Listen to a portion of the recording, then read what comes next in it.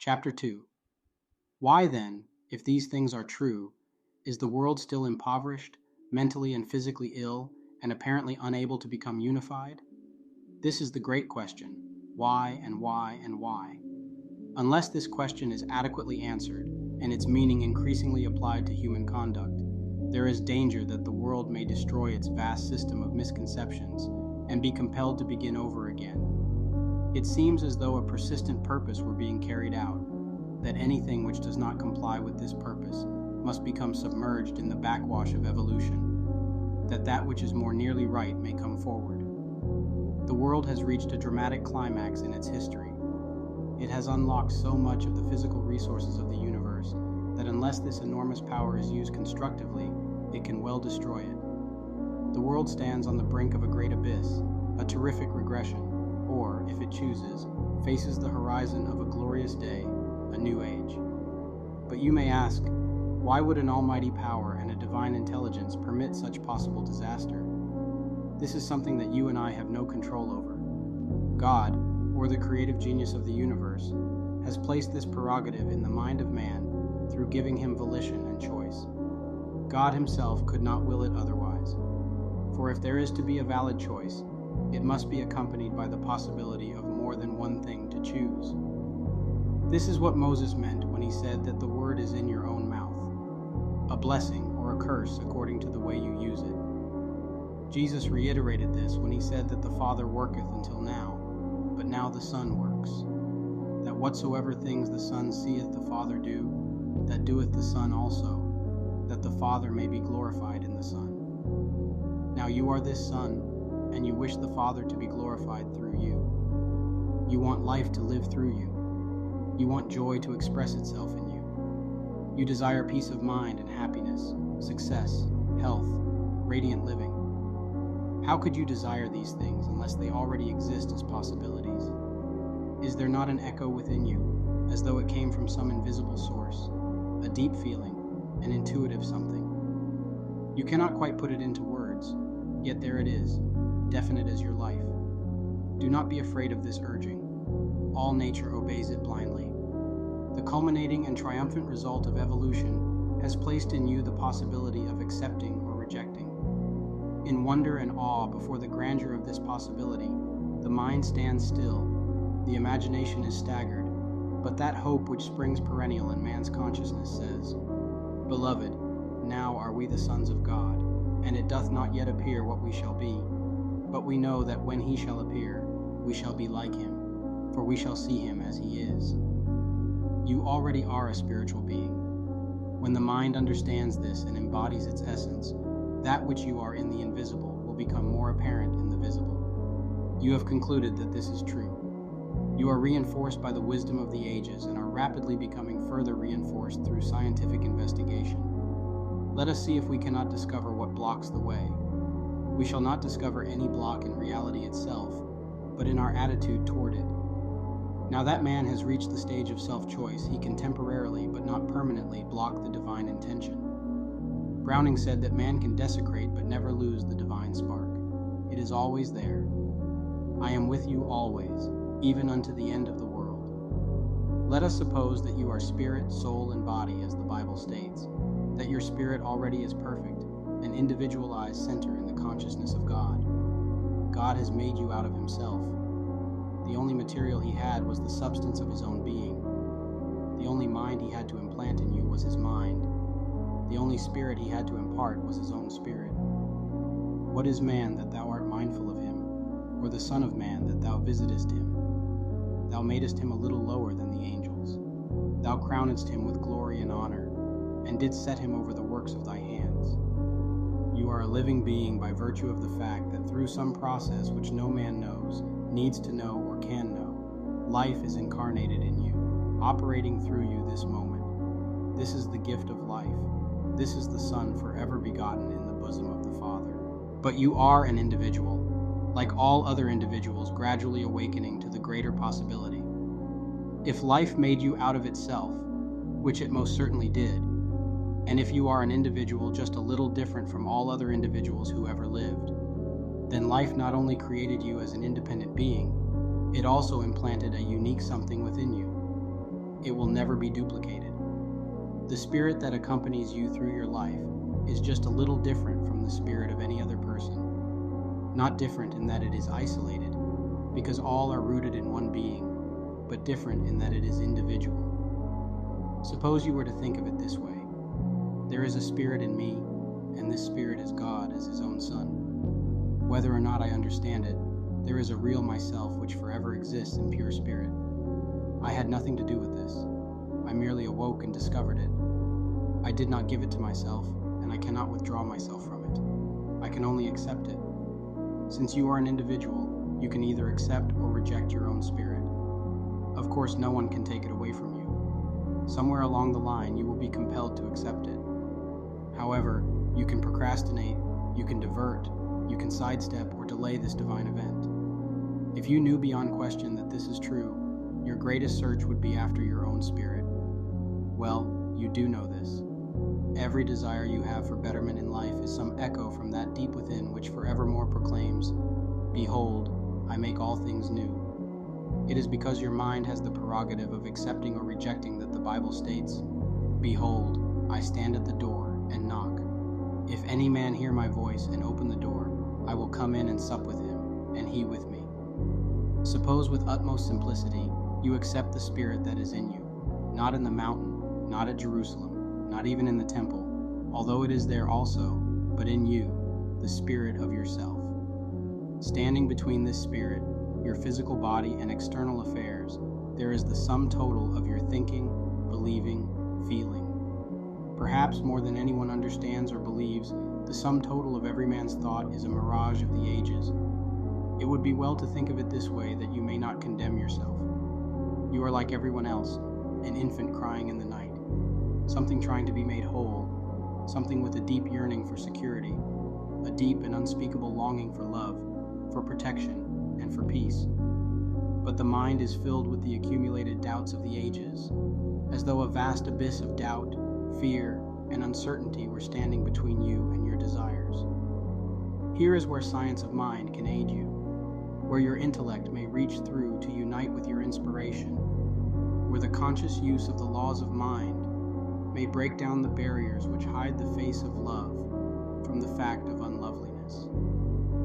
If God created you after his own nature, and there is nothing else he could have made you out of, then the thing you are after is already here, within you.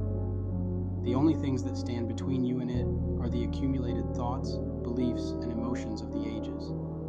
But there is nothing there that has not been put there either by yourself or the race. What has been put there can be removed. These unbeliefs are thought patterns laid down throughout the ages and accentuated by your own experience, by your inherited tendencies and environment. There is no use wasting time speculating as to what avenue they came through. Your job is to reject them. Your intellect has now accepted that you can do this. Are you not, then, like one who has started on a journey to a beautiful city which he knows exists? What if he has to climb a few mountains, make a certain number of detours, and cross a desert or ford a stream? Everything that is worth attaining is worth striving toward. It is the goal you are after. You have a vision, and you are going to follow it. You may not reach your city of good in a single day, but its image out there in your desert is not a mirage. There was never a counterfeit without a reality back of it. Fortunately, your destiny is not external. If it were, you could not reach your goal.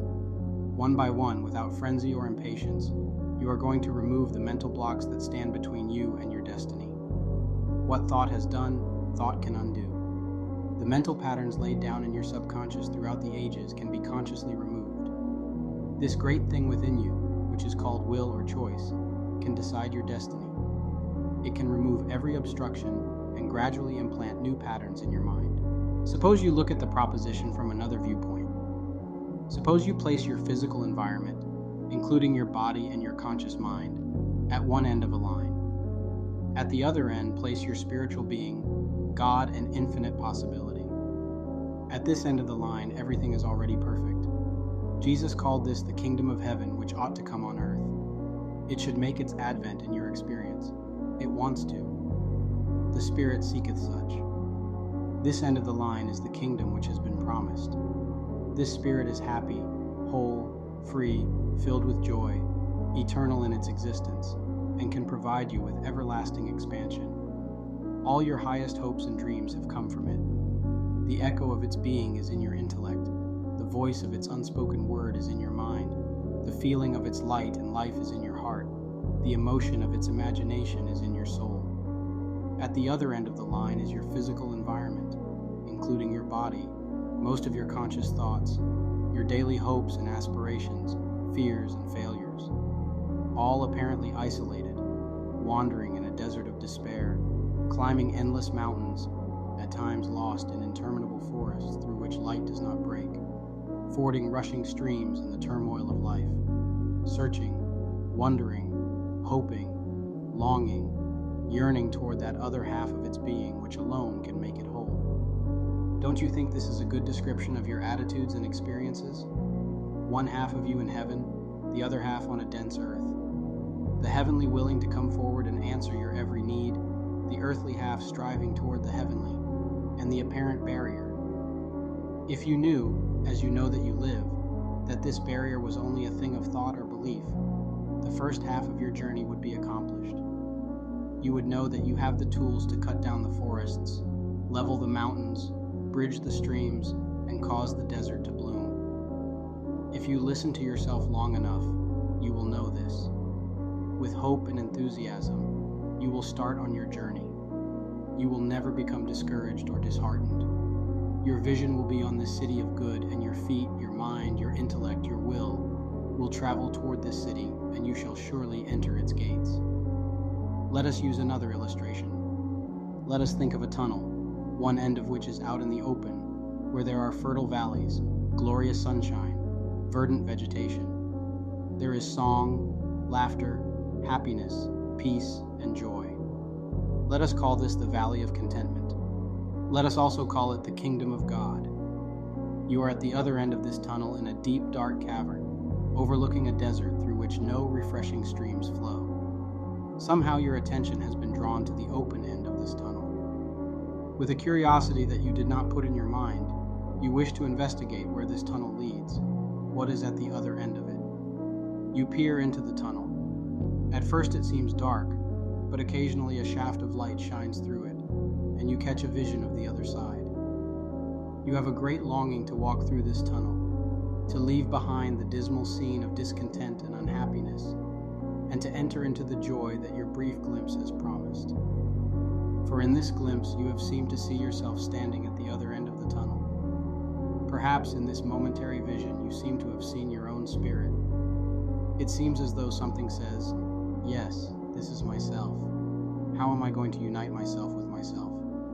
Then darkness closes in. Your vision has vanished. It must have been an illusion. Now there are two voices that seem to be talking to you. One voice says, "You are following a mirage, an illusion. There is nothing real but this end of the tunnel. Accept things as they are. Make the best of them. Be as happy as you can, but do not hope." This is the voice of despair. The other voice is saying, "Do not be afraid. Your vision is true. Enter the tunnel and walk through. There is nothing solid in it. That which obstructs your passage is vapor, the vapor of unbelief. It is dense only with the denseness of doubt. It is filled with the thoughts of the ages. There is a lamp within you already lighted. As you walk through the tunnel, the darkness will disappear because of this light.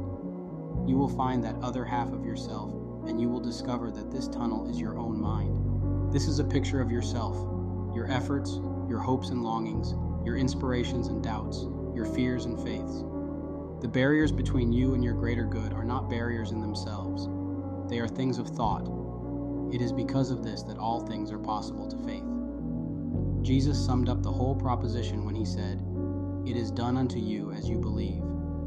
In interpreting this saying, however, you must pause after the word "as." Think about its meaning, and you will discover that he was saying that life not only responds to your belief, it responds after the manner of your believing, as you believe. It is a mirror reflecting the image of your belief. While the laws of mind, like all laws of nature, are neutral, good must finally overcome evil. Evil is a negation. Good is positive. Like light and darkness, darkness cannot overcome light. but light can neutralize darkness.